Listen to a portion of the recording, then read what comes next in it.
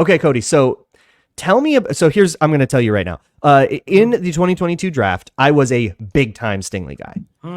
The only reason, like, I thought that if I had my druthers and I could control what the draft should have been, I would have taken Sauce Gardner first overall and Derek Stingley second overall.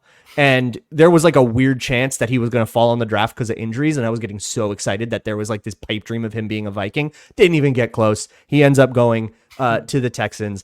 Please tell me that I'm vindicated here, because he had kind of a slow start to his career.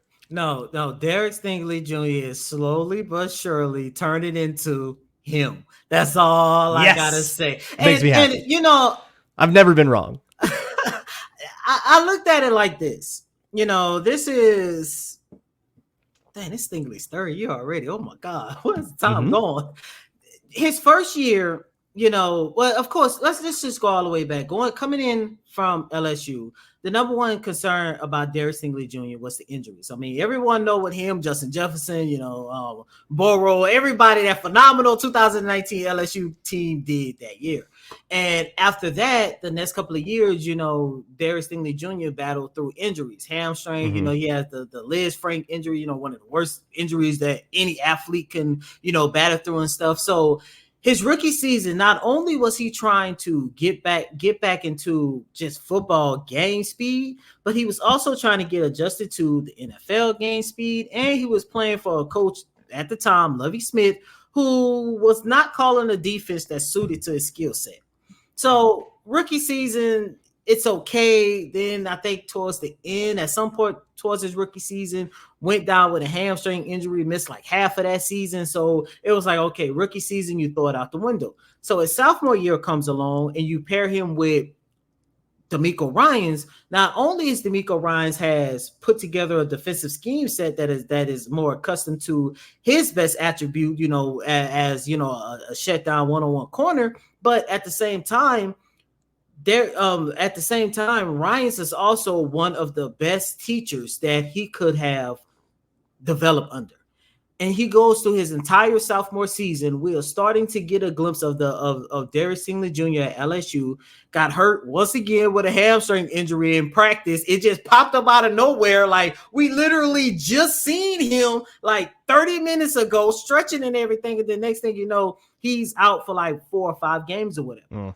But when he comes back, he starts to show the potential that made him arguably, if not the best corner in the nation during his time at LSU.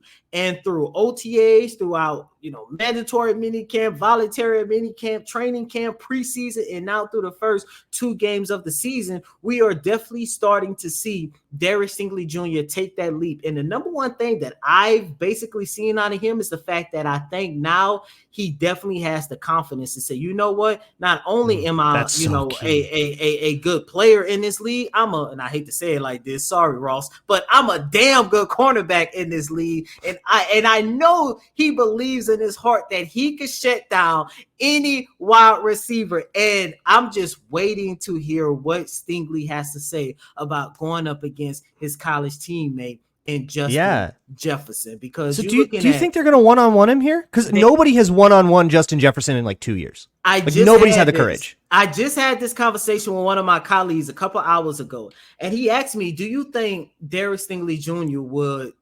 he feel disrespected if DeMeco and the rest of the coaching staff, will double Justin Jefferson? Like, are they going to give him safety? If they leave him on an island, this is cinema.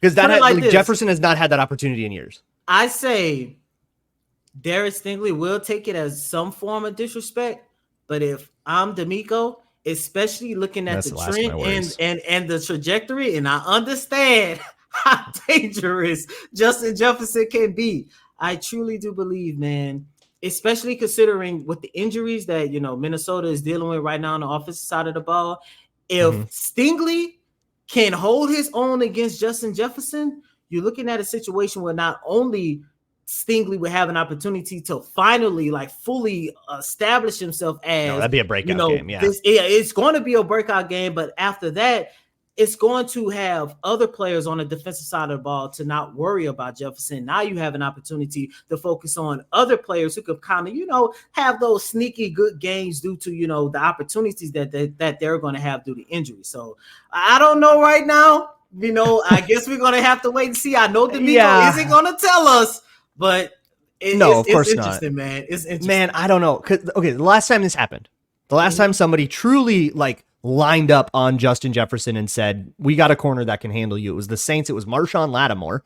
No slouch. It was 2022 in London. He went off for a $147, including a game-breaking go route that functionally was the dagger of the game. That would be ballsy. But I mean, of course, I'm rooting to see it. I don't, other than that, we haven't seen anybody even try to one-on-one lock up Jefferson, let alone do it successfully since, and I don't think anybody's really had a good game on him one-on-one truly since his rookie year. Jair Alexander had a great game against him, but with a lot of safety help. So I have to think that that's what the Texans will do. So I want to actually circle back to something else you said, which was establishing the run for the Houston Texans with Joe Mixon, if assuming he's healthy. One of the big surprises of the Vikings defense has been their D line. Not only Grenard and Van Ginkel doing their thing on the edge, but in the middle, Harrison Phillips playing phenomenal, just signed a 2-year extension. And then guys names you kind of forgot about, like Jonathan Bullard and Jerry Tillery playing well, plus really aggressive linebacker play from Blake Cashman and Ivan Pace next to him. The 49ers ran the ball well on them last week, but the 49ers are the 49ers. So what can the Texans do to break through in a way that, a mortal team like the New York Giants couldn't? That's going to be interesting to see. Once again, depending on the whole health situation. I'm not expecting Joe Mixon to play. I mean, the way his ankle... So who is it then? I was like, that's the thing. Dameon Pierce still dealing with a hamstring injury. I'm not expecting him. So the next, running back that's going to be there is another guy you guys are, somewhat familiar with, is Cam Akers. Now, oh my God, it's Cam. That's right. Yeah. So we were all bummed that it didn't work out. We wanted it, but the physical timing didn't work out because he failed the physical and then he ended up there. So everybody's just pretty bummed about that. We love Cam Akers. Exactly. And I'm interested to see how is this going to work out with Cam Akers, because look, let me tell you something. I want to say the first full week of training camp took place. It might have been day 4 or whatever. I'm standing there and I look on, the little training practice for, side, that third field nobody wants to go to, and I look and I see somebody working out. It's like, who is that? I don't know. A couple days go by. It's Cam Akers. Next day at training camp, we asked D'Amico, hey, what's the deal with you guys signing Cam Akers? The only thing he said was, we just brought him in here to see if he was going to compete. That was it. It was like, oh, training camp body. Next thing you know, phone number, Rolodex. Exactly. The young man didn't even have his name on the back of his jersey, and I think his jersey number was 22 or something. They had a whole other 22 on the defensive side of the ball. That's how get the practice jersey from 2 years ago that somebody left in the locker room. Exactly. And he wasn't getting no type of reps, doing 11 on 11, 7 on 7, whatever the case might be.